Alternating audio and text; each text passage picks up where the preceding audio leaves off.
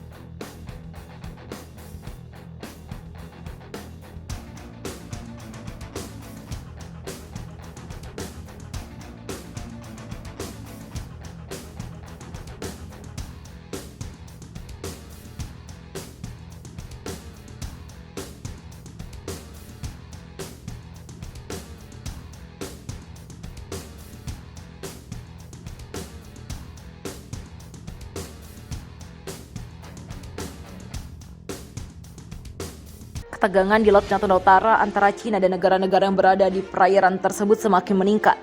Bahkan Cina tak ragu memperlihatkan keagresifannya dalam upaya merebut wilayah perairan Laut Natuna yang selama ini disengketakan. Selama ini Cina mengklaim kepemilikan perairan Laut Natuna Utara yang kaya akan sumber daya alamnya.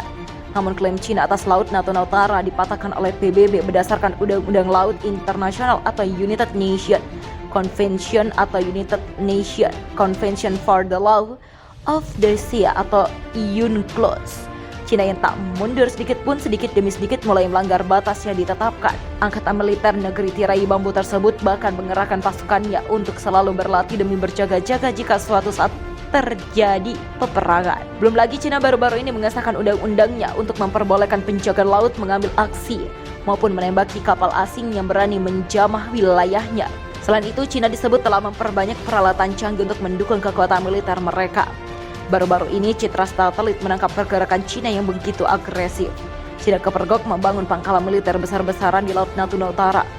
Sebagaimana diberitakan lawan News Australia, citra satelit menangkap aktivitas mengkhawatirkan Cina saat membangun pangkalan militer di pulau-pulau buatan yang kontroversial dan berada di perairan Laut Natuna Utara berdasarkan laporan dari perusahaan perangkat lunak geospatial Singularity. Mereka menangkap tanda-tanda pembangunan infrastruktur seperti radar, antena, dan berbagai pendukung pangkalan militer di Misafe Reef.